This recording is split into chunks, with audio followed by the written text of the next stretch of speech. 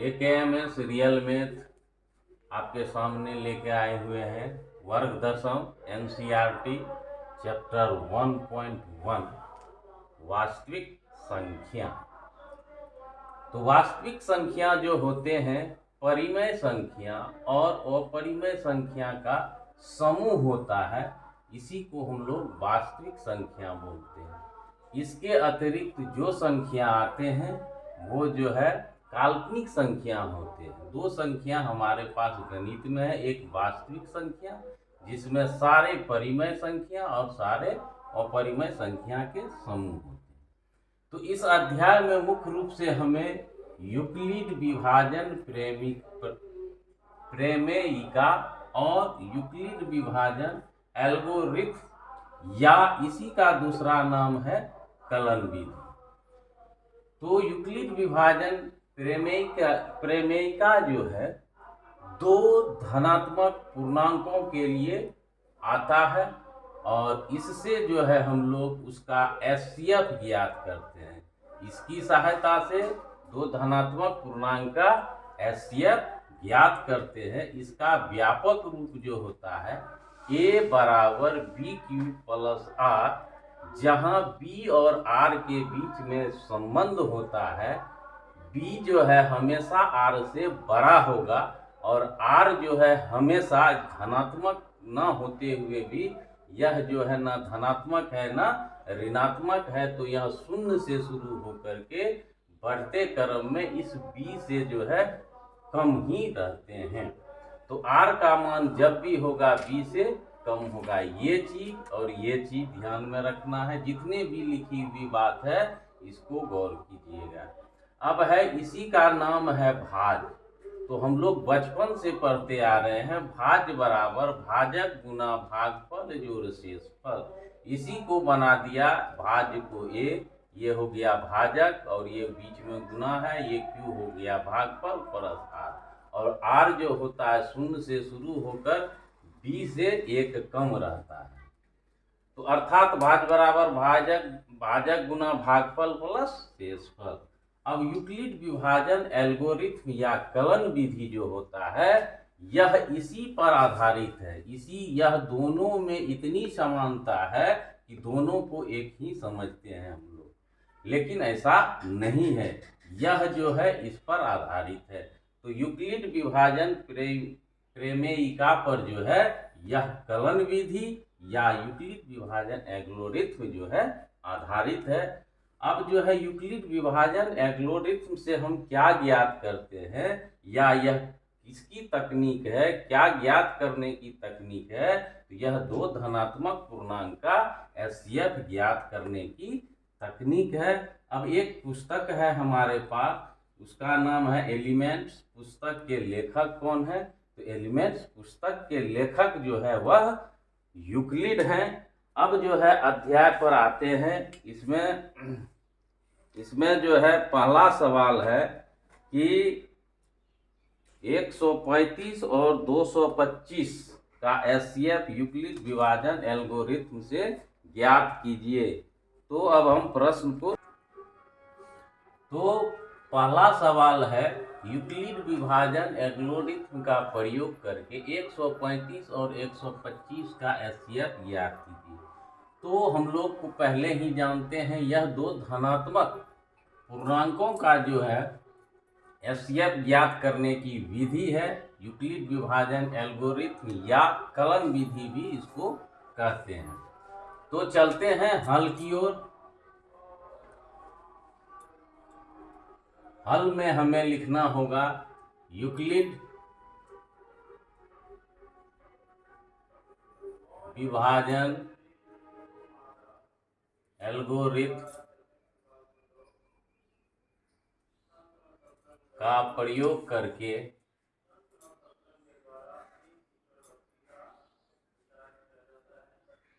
135 और 225 का एचसीएफ ज्ञात करनी है। ये लिखने के बाद तो सबसे पहले है इसके लिए तो हम लोग जो है भाज्य, और इसमें दो चीज दिया रहता है, ये ध्यान रखना है। यूक्लिड विभाजन एल्गोरिथ्म में एक भाज्य दिया रहेगा और दूसरा जो है भाजक दिया रहेगा, ये अनिवार्य है, भाज्य और भाजक। अब हम लोग जानते हैं भाजक से बड़ा जो होता है क्या होता है, भाज्य होता है। तो भाज्य जब भी होगा बड़ा होगा भाजक से। तो इसको ए है और ये बी है, तो दो चीज इसमें दिया रहेगा हमेशा, भाज्य या भाजक दोनों हम लोगों को दिया रहेगा। भाज्य हमेशा ए जो होते हैं और बी, तो इसका मतलब ये भाज्य है तो ये हमारा ए बनेगा और ये हमारा बी बनेगा। अब हम लोग इसमें क्या करते, कुछ नहीं करते हैं, भाज्य बराबर भाज्य लिखते हैं और कुछ नहीं करते हैं। ये गणित का ही एक अहम चीज है, हम लोग गणित में कुछ नहीं करते हैं, बराबर करते हैं। इधर अगर भाज्य है तो इधर भी भाज्य करना होगा, चाहे यहाँ पे जो है जमा पूंजी है और यहाँ पे जो है वितरण है। इस बराबर के इधर एक साथ जमा है और इधर जो है उसका वितरण है, कुछ नहीं करते हैं, हम लोग को सिर्फ बराबर करते जाना है। गणित में जब भी कुछ काम करते हैं एक बार में एक काम करते हैं और बराबर करते जाते हैं। तो ये लिखने के बाद ये अनिवार्य रूप से हमें ध्यान रखना है, अगर नहीं भी रखे तो उसके लिए भी कोई चिंता की बात नहीं है। अगर कोई ऐसे लिखा तो चरण एक लिखना होगा, तो चरण एक में 225 अब बराबर 135। आप बताइए ये बराबर है नहीं है, तो ये भाज्य जमा है, ये जो है वितरण करना है। तो वितरण कैसे करना है, तो इसके साथ जो है भागफल आता है। तो भागफल कब आएगा, जब भाग देना है। तो चलिए, तो हम लोग भाग देते हैं बारी बारी से। तो 135 से इसमें क्या दो में भाग लगेगा, नहीं लगेगा, ये बड़ा है। 22 में भाग लगेगा, नहीं लगेगा। तो 225 में भाग लगेगा। तो कितना बार में, अगर यहाँ 13 है तो 13 दूनी पढ़ते हैं तो 26 होता है, यहाँ 22 ही होता है। इसका मतलब है एक बार में भाग लगेगा। तो 225 में 135 निकाल देते हैं भाग, तो 0 हो जाएगा। अब यहाँ पे जो है 12 है तो यहाँ 9 हो जाएगा, तो यानी शेषफल हमारा 90 हो जाएगा। तो हमको यहाँ लड़ाई जो होती है, लड़ाई होता है आर और बी के बीच में। बी हमेशा आर से क्या होते हैं, बड़े होते हैं, लड़ाई होता है और इसका कोई रोल नहीं है। तो चलिए, ये जो इसको विभाजित किया, अब जो है इसको ये विभाजित करने के लिए तैयार है। अब ये जो है यहाँ आ जाएगा, दूसरा चरण लिखते हैं। तो चरण दो, तो चरण दो में जो है ये जो है हमारा 135 हमारा ए बन जाएगा और ये जो है हमारा बी बन जाएगा। शुरू और लास्ट ये पहले आ जाएगा, ये इसके स्थान पर, ये ऐसे धक्का दिया इसको, ये इसको, ये आउट हो गया, ये आ गया। तो चरण दो जो है, अब फिर वही है, एक में 90 से भाग देंगे नहीं लगेगा, 13 में देंगे नहीं लगा, 135 में देंगे, इसको दुगुना करेंगे तो ज़्यादा हो जाता है। तो एक बार में अब 135 में से 90 निकाल लेते हैं, तो ये 5 हो जाएगा, 9 4 13 हो जाएगा, तो ये प्लस 45 शेषफल बच गया। फिर वही होगा, चरण 3 लिखना है। तो चरण 3 जब लिखते हैं तो यहाँ पे जो है फिर 90 जो है आ जाएगा आगे, फिर 45 आ जाएगा। तो 45 को दो बार पढ़ते हैं तो 90 शेषफल क्या हो जाएगा, 0। 90 घटा 90 0। जब ये 0 आ गया तो हमारा ये जो बी होता है यही हमारा HCF होता है। ये हमें जो भाजक शून्य करता है वही HCF होता है। जो भाजक R बराबर 0 देता है वही HCF होता है। तो इस तरह से 3 चरण तक हम लोग आए, तो ये HCF अब हमको लिखना होगा। अतः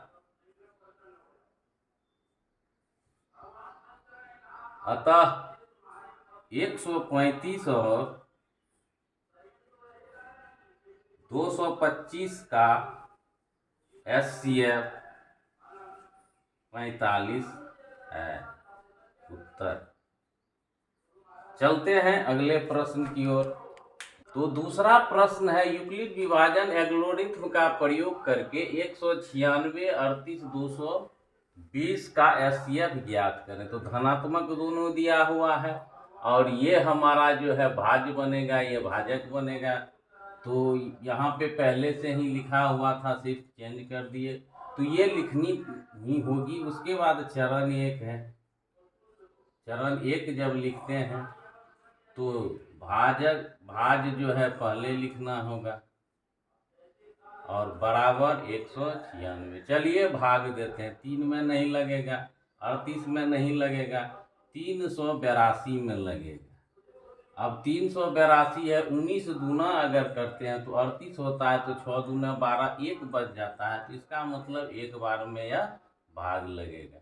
तो गणित में इकट्ठे जो है भाग का नियम है, पहले दीजिए नहीं लगा, दूसरे को शामिल कीजिए नहीं लगा, तीसरे को शामिल नहीं लगा तो चौथे को, जब तक नहीं लगता है, अगर नहीं लगा तो 0 से लगा देना है, उसमें क्या है। तो इसमें 196 हमको निकालना है। 12 में से 6 आएगा, यहाँ पे जो है हमको 17, तो 8 हो जाएगा।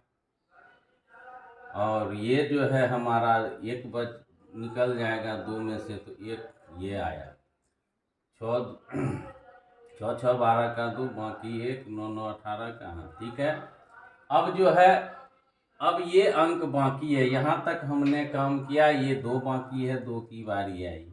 अब जो है 19 को 19 नमा 171 होता है, 9 बार में खिलाएंगे ही। चलिए देखते हैं क्या होता है। तो 9 बार में अगर खिलाते हैं तो 9 छा का 54 हो जाएगा, 5 9 9 81, 5 86, बाकी 8 9 8 17। चलिए अब जो है इसको घटाते हैं तो 12 में से 4 जाएगा, 8 देगा। अब यहाँ पे जो है 5 है तो 9 हो जाएगा, 9 6 15। उसके बाद यहाँ जो है 7 होगा, ये कैंसल हो जाएगा। अब यहाँ पे 0 आ गया, यहाँ 2 से दिए। अब फिर जो है, अब देखते हैं 98 है तो 19 पचे 95, 19 छाके 96, तो 6 है यहाँ 19। तो 5 बार में अगर करते हैं 19 पचे 95, 3 देखते हैं। तो ये गुना करेंगे इसमें, तो 6 पंचे 30 हो जाएगा, 3 हो जाएगा, 19 पचे 95, 3 98। ये हमारा कैंसल हो गया, यानी शेष फल हमारा 0 आ गया। तो पहले 1 से भाग दिए, इसमें गुना किए, यहाँ पे घटा दिए इसमें से, फिर 9 से इसको गुना किए, इसमें घटा दिए, फिर 5 से इसको गुना करना, पहले इसको गुना किए, फिर 9 से गुना किए, फिर 5 से गुना किए। तो ये भाग का तरीका है। तो इस तरह से चरण 1 में ही हमारा जो है उत्तर आ गया, क्योंकि आर हमारा जब शेषफल 0 हो जाए तो यही हमारा एचसीएफ होता है, यही भाजक ही एचसीएफ बनता है जो हमारा 0 देता है। तो यहाँ पे हम लोग लिख सकते हैं, अतः 196 और 38,220 का एचसीएफ 196 है उत्तर। चलते हैं अगले प्रश्न की ओर। अब 1 का तीसरा सवाल है कि यूक्लिड विभाजन का ही आप प्रयोग करें और जो है 867 और 255 का जो है एचसीएफ ज्ञात कर दें। तो चलिए, तो यहाँ पे लिख दिए हैं। तो उसके बाद चरण 1 है। चरण 1 में बड़ा जो है 8 6 7 और 255 है, गुना देना है। अब ये 25 तिया 75 होगा, 25 चौका 100 होगा। 3 बार में देखते हैं क्या होता है। 255 को अगर 3 से गुना करते हैं, 15 75 1 76, यानी 867 में 765 निकालेंगे। तो 3 बार में तो गुना करके इसमें से घटा देना है, तो 2 आएगा, यहाँ 0 आएगा और यहाँ 1 आएगा। तो 102 होता है शेषफल। फिर जो है ये इसको धक्का देगा, ये इसको धक्का देगा, तो चरण 2 बनेगा। चरण 2 में जो है ये 255 आगे आएगा, ये बी जो है ये बन जाता है और आर जो है बी बन जाता है अगले चरण के लिए। अब इसको जब गुना करेंगे तो 20 3 बार में 30 हो जाता है, तो 2 बार करते हैं तो 2 दूने 4 हो जाएगा, 20 हो जाएगा। अगर घटाते हैं तो शेषफल देखते हैं कितना होता है, 1 हो जाएगा, उसके बाद 5 हो जाएगा, ये 51 शेष आता है, 51 लिख दिए। फिर चरण 3 आएगा, चरण 3 में जो है देखते हैं ये जो है ए बनेगा बी का, और ये जो है 51, 51 दूनी 102 होता है, ये लड्डू हो जाएगा। यही हमारा एचसीएफ होगा। यूक्लिड विभाजन में वही भाजक एचसीएफ, तो यहाँ पे हम लोग लिख सकते हैं, अतः 8, 6, 7 और 255 का एचसीएफ 51 है उत्तर। चलिए, अगर बाय मिस्टेक 255 भागा 8, 6, 7 कर दिए, इसके लिए भी कोई चिंता की बात नहीं है, क्योंकि 0 बार में हम खिलाएंगे, शेषफल हमारा 255 ही देगा। बराबर करना है, ये और ये अगर बराबर है तो हिसाब मेरा सही होगा। अब जो है ये ए बन जाएगा 8, 6, 7 और इधर 255, तो पहला चरण जो है ये हमारा 0 बार में खाएगा, उसके बाद पुनः जो है यहीं से शुरू हो जाएगा। इसीलिए अगर पहले किसी को भी लिख देने से कोई अंतर, लेकिन 0 बार में तो खाएगा। 0 बार में हम लोग बहुत बार भाग देते हैं और देते आए हैं। अगर 2 तो पहला 1 बार में लगता है, तो यहाँ पे 0 तो 0 बार में ही भाग दे के, यहाँ 0 करके नहीं लिखा जाता, तो 0 बार में ही भाग देते। भाग का नियम है, अकेला अकेला भाग लग रहा है लगा दीजिए, नहीं लगेगा तो आगे जाएंगे। यहाँ नहीं लगा भाग तो 0 बार में तो लगेगा ही, तो वही है, भाग नहीं लग रहा है, 0 बार में लगा दिए शेषफल। अब दोनों को गुना करेंगे बराबर, इधर भी 255 इधर 200, फिर ये जो है आगे जो है पुनः जो है हम लोग यहाँ से जो है फिर ये शुरू हो जाएगा। तो चलते हैं अगले प्रश्न की। तो दूसरा सवाल है कि दर्शाइए कि कोई धनात्मक विषम पूर्णांक 6q + 1, 6q + 3, 6q + 5 के रूप का होता है जहाँ q पूर्णांक है। तो सीधी सी बात है, जब धनात्मक पूर्णांक है और यूक्लिड विभाजन एल्गोरिथ्म पढ़ रहे हैं, तो सीधी सी बात है इसमें हमको केवल भाज्य मिलेगा। तो भाज्य और इधर भी भाज्य ही होता है। अब जो है यहाँ पे भाज्य सम्मिलित रूप में है और यहाँ पे बिखरा हुआ रूप रहता है, वितरण किया हुआ। अब देखते हैं यहाँ कौन सा रूप है, यह वितरण के रूप में, यह भी हमारा वितरण के रूप में, यह भी हमारा वितरण के रूप में। अर्थात यहाँ जो है 6qb ये a के बराबर, यही a जो है वितरण होकर के ये बना है। तो सीधी सी बात है, तो ये हमारा क्या हो गया, भाजक हो गया, और ये हमारा शेषफल हो गया। भाजक और शेषफल और q तो पूर्णांक होगा ही। तो यहाँ पे देखते हैं, तो ये जो है वितरण का रूप दिया हुआ, इसका मतलब हुआ, तो ये अगर 6 है, अगर b हमारा 6 है तो r हमारा 0 से लेके 5 तक ही होगा, इससे आगे नहीं जा सकता है, क्योंकि हम लोग जानते हैं 0 के बराबर या बड़ा होगा या हमेशा b से छोटा होगा। अगर b यहाँ हमें दिया गया है 6, तो इसीलिए ये 5 तक गया है। और यह कहता है विषम संख्या ही है, 1, 3, 5 कौन संख्या विषम संख्या है, तो ये विषम के रूप में है ही।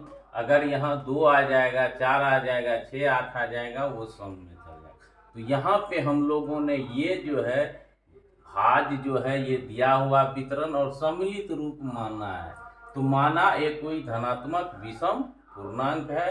हम a और b बराबर 6 यहाँ से आएगा ही।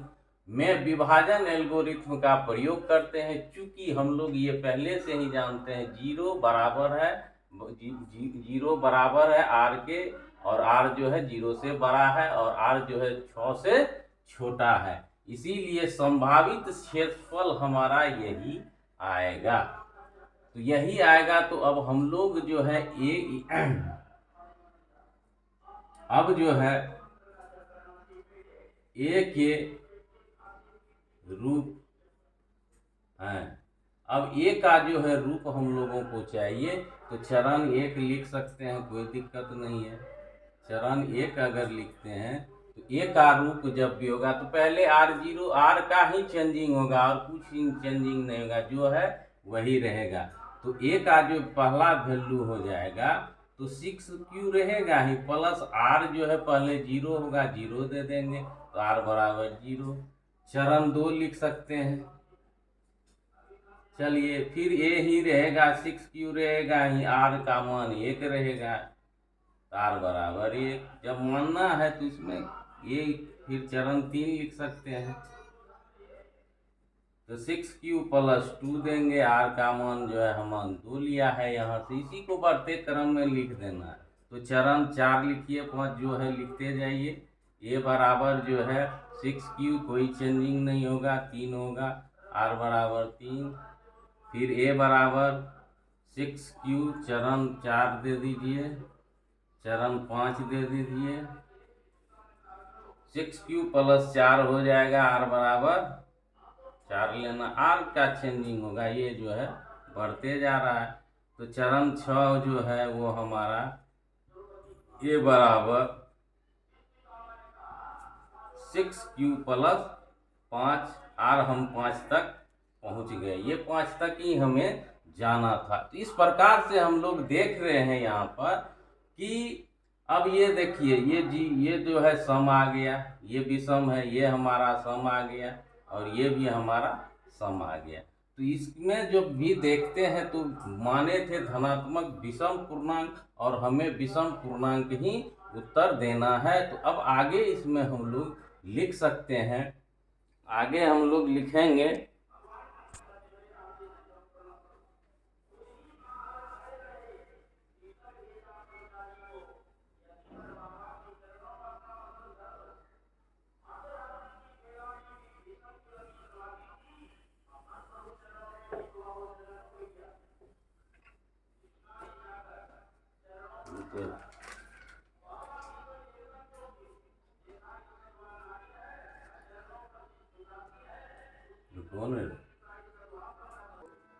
तो यहाँ पर आने के बाद हमने देखा सम और विषम आ गए हैं, तो हमें यहाँ पे विषम की चर्चा है तो सम को छोड़ देना है, उसी को लिखे हैं कि ये उपरोक्त स्थिति में Q हमारा शेषफल है। चूंकि A एक विषम पूर्णांक माने हैं, तो चूंकि ये विषम पूर्णांक है इसीलिए 6Q प्लस 2 और 6Q प्लस R के रूप में नहीं हो सकता, क्योंकि ये हमारा सम हो जाता है। उसके बाद अतः यहाँ कोई भी धनात्मक विषम पूर्णांक जो है 6Q प्लस 1, 6Q प्लस 3, 6 ये विषम है, इसीलिए यह जो है इस रूप में होगा। चलते हैं अगले प्रश्न की ओर। तीसरा प्रश्न है कि किसी पैरेड में 616 सदस्य है, 616 सदस्य है और कितना है 32 सदस्य है। तो यहाँ पे 616 और 232 है, कहता है मार्च कर रहा है, तो कहता है कि स्तंभों की अधिकतम संख्या क्या होगी। तो एक चीज नोट कर लीजिए, अधिकतम संख्या रहेगा, ज्ञात करने के लिए अगर अधिकतम संख्या रहेगा तो HCF ज्ञात कीजिएगा, न्यूनतम संख्या रहेगा तो LCM ज्ञात करना है। एक साथ अगर मिलेगा या एक साथ घंटा बजेगा, ये प्रश्न में अगर मांग रहा है तो LCM निकलेगा। अब स्थान ये संख्या हो गया, एक साथ बजेगा घंटा या एक साथ मिलेगा, दौर में कोई है प्रारंभ करता है तो एक साथ मिलेगा तो LCM, एक साथ घंटा बजेगा तो LCM, न्यूनतम संख्या होगा तो LCM और अधिकतम संख्या रहेगा तो LCM। और न्यूनतम अगर स्थान है, न्यूनतम अगर स्थान की बात है, स्थान न्यूनतम कितना घेरेगा तो भी यहाँ HCF ज्ञात करेगा, अधिकतम संख्या में और न्यूनतम स्थान में। तो इसी तरह से अधिकतम स्थान अगर रहेगा तो हमें LCM ज्ञात करना है। ये चीज हमेशा ध्यान में रखिएगा। तो यहाँ पे हमको बोल रहा है कि अधिकतम संख्या बताइए स्तंभों की, मार्च में जो खड़े किए जाएंगे तो अधिक कितना जो है हम लोग खड़े कर सकते हैं, कितने स्तंभ बना सकते हैं, कितने कतार बना सकते हैं। तो सीधी सी बात है, यहाँ पे हम लोगों को HCF ज्ञात करना है 616 और इतना का। तो यहाँ पे लिखना होगा। तो यूक्लिड विभाजन एल्गोरिथम,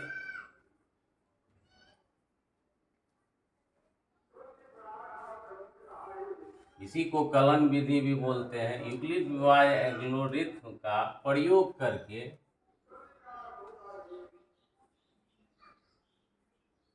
616 और 32 का HCF ही अधिकतम स्तंभों की संख्या होगी, स्तंभों की संख्या होगी। पहले से लिख देने से समय की बचत होती है, लेकिन इसमें चलिए कोई बात नहीं है। तो अधिकतम स्तंभों की संख्या होगी, यही हमारा उत्तर होगा। तो चलिए चरण फल ले देते हैं। अब पहले जो है इसको भी लिखें, अगर 32 पहले लिख दिए तो चिंता की बात नहीं है। 616 गुना 012 प्लस 32, पुनः फिर ये यहाँ चरण 2 में जो है जगह पकड़ लेगा 32, फिर जो है प्रक्रिया शुरू हुई। लेकिन हम लोग जो है भाज्य को बड़ा मानते हैं और ये भाजक हमेशा छोटा। तो चलिए चरण 1 में जब देखते हैं 616 को अगर 332 से भाग देना है तो हमको 6 में भाग देंगे नहीं लगेगा, 61 लेंगे। तो 32 दूना 64 होता है, तो एक बार में हमको कितना लगेगा, 32 लगेगा। 32 निकाल देना है। तो यहाँ 11 होगा, 9 होगा, यहाँ पे 5 होगा तो 2 हो जाएगा। अब जो है 16 आ जाएगा। तो 16 आ जाएगा तो अब जो है यहाँ पे 32 है तो क्या बार में खा जाएगा देख लेते हैं। तो 8 या 24, 9 या 27, 9 बार में देखते हैं। तो 9 बार में देखते हैं, 9 दूने 18, 9 या 27, 1 28, देखते हैं 288 हो जाएगा। 61 में जो है 32 घटाएंगे तो कितना हो जाएगा, तो 11 में से 9 निकल जाएगा, 9 आ जाएगा। उसके बाद यहाँ पे ठीक है देखते हैं अब। तो 9 दूने 18, 2 8, तो यहाँ पे 8 आ जाएगा और यहाँ पे जो है हमारा 0 आ जाएगा। तो 8 आता है, 18 हो जाएगा। तो शेषफल हमारा 8 बचता है। तो देखिए यहाँ भी बराबर है, ये बराबर का हमेशा मर्यादा, ये समटा हुआ है, ये वितरण किया हुआ, यही तो बराबर के बाद यही हम लोग करते हैं और कुछ नहीं करते हैं। इसी को जो है लिख, सब जगह जहाँ भी बराबर करके लिखते जाते हैं यही काम करते हैं। अब जो है 32 जो है ये हमारा ए बन जाएगा, 32 आगे आ जाएगा, चरण 2 लिख देना है। चलिए चरण 2 के बाद ये 8 आ जाएगा, तो 8 को 4 बार पढ़ेंगे, 32, ये हमारा 0। तो यही हमारा HCF होता है, जो हम भाजक शून्य देता है। तो अतः लिख सकते हैं, अतः अधिकतम स्तंभों की संख्या, स्तंभों की संख्या 8 है उत्तर। तो 8 कतार हम लोग बना सकते हैं 32-32 का। चलते हैं अगले प्रश्न। चौथा प्रश्न है यूक्लिड विभाजन प्रेमिका। तो आ गया, जैसे यूक्लिड विभाजन प्रेमिका आ गया तो सोचेंगे भाज ही खोजना। तो यहाँ पे भाज जो है हमारा दूसरे रूप का है, बराबर अकेला नहीं है, वितरण वाला है। तो यहाँ पे b हमारा 3 है, q हमारा जो है 3 है, यहाँ पे जो है b है, यहाँ पे r 0 है, यहाँ पे b 3 है और ये क्यू है और ये हमारा, तो इस रूप में कहता है लिखने के लिए। तो हमें किताब में दिया हुआ है कि माना, तो सबसे पहले धनात्मक पूर्णांक ए मानते थे और यहाँ एक्स माने, अंतर कोई नहीं है, ये ही ए ही है और ये हमारा पूरा ए ही है, ये भी ए ही है, ए बराबर ए होगा ही। तो एक्स कोई धनात्मक पूर्णांक है, तब यह जो है एक्स ही न वितरण होगा। माना एक्स कोई धनात्मक, और यही एक्स जो है 3Q प्लस 1 या 3Q+2 के रूप में लिखा जा सकता है। तो ये या में है, इतना या इतना के रूप में लिखा जा सकता है, लेकिन यहाँ पे इतना या इतना के रूप में का होता है, ये हमें दिखाना है। तो मान लिए है, तो अब कहता है धनात्मक पूर्णांक का वर्ग है, तो धनात्मक पूर्णांक हम लोग माने हैं एक्स, और ये भी धनात्मक पूर्णांक ही है, तो दोनों में से किसी एक का प्रयोग करेंगे, उसके लिए कोई दिक्कत नहीं है। तो हम लोग यहाँ पे प्रश्नानुसार लिख सकते हैं। प्रश्न में कहता है वर्ग कीजिए इसको, तो ये हमें जो है, तब यह जो है वर्ग हो जाएगा, 3Q का वर्ग कर देंगे। तो 3Q का वर्ग अगर करते हैं तो ये हमें आ जाएगा 9Q का वर्ग। अब बताइए Q को M के रूप में कैसे बदलेंगे? संभव ही नहीं है Q M में बदलेगा, जब तक कोई मान Q और M के बीच में कोई संबंध ही नहीं है। इसका मतलब संबंध हमको ढूंढना होगा।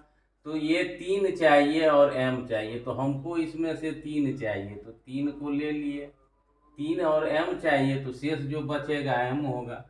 तो 3 ले लिए, तो जब भाग देंगे तो 3 और Q का स्क्वायर होगा। तो हमको चाहिए 3 और ये बाद बाकी जो है कोष्ठ में M मान लिए, तो यहाँ लिख सकते हैं 3Q² बराबर M माना। तो ये प्रश्नानुसार था, ये था दे दिया। पुनः जो है हमको जो है लिखना है, पुनः कहता है कि अब इसका भी वर्ग कीजिए, तो वर्ग कर देते हैं। तो 3Q+1 का वर्ग करते हैं। चलिए, तो a प्लस बी का होल स्क्वायर हो जाएगा, तो a का होल स्क्वायर प्लस 2a और b प्लस b का होल स्क्वायर। चलिए इसको तोड़ते हैं, तो 3 तिया 9 हो जाएगा, q का ना q² हो जाएगा, गुणांक होता है, q रह जाएगा प्लस 1 रह जाएगा। अब हमें जो है ये देखिए 3M तो हमको चाहिए और प्लस 1 अलग से चाहिए। चलिए इसका जो है मिल गया, इसका छेड़छाड़ नहीं करना है। अब इसमें से हमको 3 चाहिए, चलिए 3 ले लेते हैं कॉमन। तो 3 तिया हो गया Q², 3 दूने 6Q प्लस। अब बताइए बीच में M न मानना होगा, कोष्ठ में मान लेते हैं, तो यह हो जाएगा बराबर 3M प्लस 1। तो यहाँ पे कोष्ठ में लिखना होगा माना 3Q² प्लस 2Q बराबर M। ये हमने मान लिया। कोष्ठ में जो आएगा उसको मान लेंगे। 3 चाहिए, 1 चाहिए, M पे ध्यान रखना है। 3 आ गया मेरा, 3 नहीं था, 3 निकाल लिए, 1 था ही, बीच में जो बचेगा गुना के रूप में उसको M मान लेना है। तो 3M प्लस 1 के रूप में आ गया। अब ये कहता है कि या ये 3Q+1 होगा। अगर 3Q किए, 3Q1 का किए, अगर 3Q+2 का होल स्क्वायर करेंगे तो इसमें देखिए क्या होता है। तो A² हो जाएगा, 3 तिया 9 प्लस 2 इंटू 3Q+2 और प्लस 2 का स्क्वायर, तो ये 9Q हो जाएगा, प्लस 3 दूने 6, 6 दूनी 12 हो जाएगा, 12Q और प्लस 4।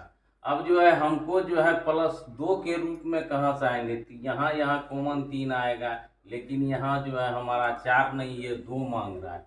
तो 2 कहाँ से, 2 अगर लेते हैं तो कॉमन है, तो जब भी लेना होगा यहाँ 3, इसको तो बांट सकते हैं हम लोग। 9Q² plus 12Q plus 3 plus 1, तो यहाँ पे पूरा 3 आ जाएगा कॉमन, तो ये जो है हमारा M बन जाएगा। तो यानी 3M+1 का ही रूप यह है। ये इसीलिए या करके दिया है कि ये जो है किसी भी सूरत पे नहीं आएगा, 2 किसी भी सूरत पे नहीं आएगा, क्योंकि एक का वर्क करेंगे, दो का करेंगे, तीन का, ये आर जो है बढ़ाते जाएंगे, 3 4 5, तो कभी भी ये स्थिति हमें नहीं आएगी। तो इसीलिए या करके दिया, इतना या इतना के रूप में। तो इसको जब सरल करते हैं तो चरण अगर ये आगे पुनः करके लिखेंगे तो ये हमें जो है 3+1 के ही रूप में आएगा। अब इसको जो है हम लोग आगे लिखते हैं। तो यहाँ पे 5वां प्रश्न है कि सेम चौथा ही प्रश्न है, वहाँ पे वर्ग है और यहाँ पे घन है। अंतर यही है, वहाँ पे वर्ग करना पड़ा तो घन मतलब होता है घात 3, घन मतलब है पावर 3 देना है, और वर्ग मतलब होता है पावर 2। और ये वर्ग जो है क्षेत्रफल का मात्रक है और घन जो है आयतन का मात्रक है। तो यहाँ पे माना x कोई वही चीज है, यहाँ पे जो है हमको वही भाजक जो है वितरण के रूप में दिया हुआ है, तो यानी b और r के रूप में है। तो यहाँ b है, ये q है, प्लस r 0 है, यहाँ r 1 है, और यहाँ r 8 दे दिया है। जबकि क्रम से चलते हैं तो r 0 चाहिए, 1 चाहिए, 2 चाहिए, इस तरह से चाहिए। अगर 8 लेगा तो 8 का वर्ग करेंगे तो ज़्यादा हो। जब भी चलते हैं तो r इस रूप में चलता है, क्रम अनुसार चलता है। 1 2 3 0 है, यहाँ अगर 0 है, यहाँ 1 है, तो यहाँ पे 2 होगा। तो हम लोगों को यहाँ पे जो है आगे देखते हैं, उसके बाद चलते हैं। तो ये रूप में खोज रहा है कि इस रूप में उसको लिख करके दीजिए या दर्शाइए, इस रूप में आएगा कि नहीं आएगा। तो देखते हैं, तो प्रश्नानुसार चलेंगे, सीधी सी बात है। तो हम लोग जो है मान लिए हैं ये भी ए ही है, तो इसको जो है हम लोग 9q के रूप में माने हैं। तो 9q लेंगे, इसका जो है घन करेंगे, तो 3 बार जो है 9 को गुना करेंगे। तो चलिए 9 गुना 9 गुना 9, चलिए क्यू का क्यूब दे देंगे। तो एक 9 हमको चाहिए। अब 9 9 81 क्यू हो जाएगा। चलिए जो कोष्ट में आएगा वही हमारा m होगा। चलिए m बराबर मान लें 81 क्यू का माना। चलिए ये हमारा हो गया। पुनः जो है हमको जो है कितना चाहिए, 9q+1 है, 9q+1 का घन करेंगे। तो इसका सूत्र होता है a+b का होल। तो ए क्यूब होगा ही +3ab² b+3ab का स्क्वायर प्लस b का क्यूब, ये सूत्र होता है। तो वही लिख देना है।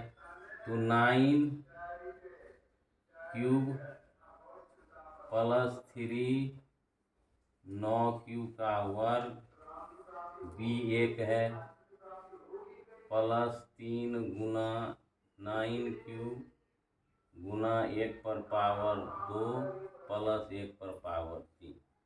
तो चलिए इसको अगर सरल करते हैं तो 9 तिया 9 9 81, 9 72 729 हो जाएगा क्यूब।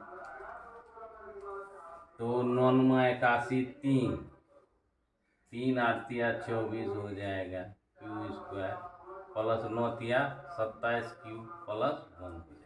तो हमको 1 चाहिए ही चाहिए, 1 बाहर है ही। अब इसमें से हमको केवल 9 चाहिए, तो 9 ले लेते हैं, बाद बाकी देखा जाएगा। तो 9 होगा तो 81 हो जाएगा क्यू, प्लस 9 गुना 9 9 दूनी 18, तो 27 हो जाएगा, और प्लस 9 तिया 27 प्लस 1। ये पोस्ट में जो होगा यही हमारा क्या होगा, m होगा। तो इसको लिख सकते हैं 9m+1।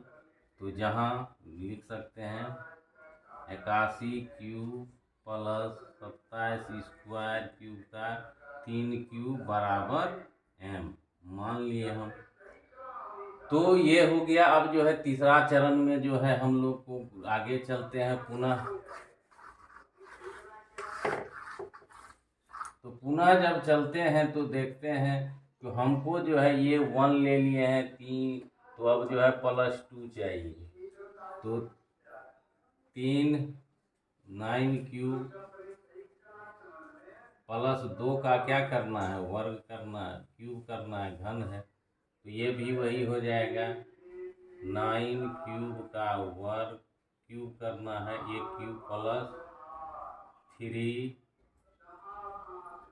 का वर्ग गुना 2 प्लस 3 गुना 9 क्यूब गुना 2 का वर्ग और प्लस जो है हमारा 2 का क्यूब हो जाएगा। चलिए, ये जो 9 सत्ता है 9 81, तो 729 क्यूब हो जाएगा। तो ये हो जाएगा 6 और 81, 81 गुना 6। चलिए, 6 अच्छा के 48 क्यूब स्क्वायर, ये हो जाएगा 4 तिया 12, 12 गुना 9 108 क्यूब प्लस ये 8 आ गया। तो अब हमको देखिए यहाँ पे 8 आ गया है, हमको क्या चाहिए, इधर 9 चाहिए, 9 ले लिए, प्लस 8 हो गया, बाद बाकी जो होगा m होगा। तो इसमें भाग देंगे तो 81 क्यूब हो जाएगा, इसमें भाग देंगे तो कितना आ जाएगा, 9 है तो 9 पचे 54 आ जाएगा, और ये प्लस 9 है तो 12 नमा 108। चलिए, तो अब ये जो पोस्ट में आ गया हमारा क्या हो गया, m हो गया, पोस्ट वाला m प्लस 8, अंतिम शुरू मिलाना है, बीच को क्या देखना। तो 81 cube plus 54 cube square plus 12 cube बराबर m, ये हमने मान लिया। अब हम लोग लिख सकते हैं, अतः उसमें छूट गया था चौथा प्रश्न, ये अतः नीचे लिख दीजिएगा। अतः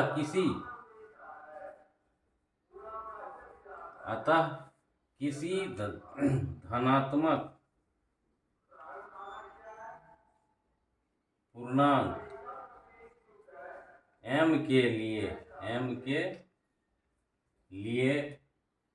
9m या 9m प्लस 8 के रूप का होता है, ये सिद्ध हो गया। धन्यवाद।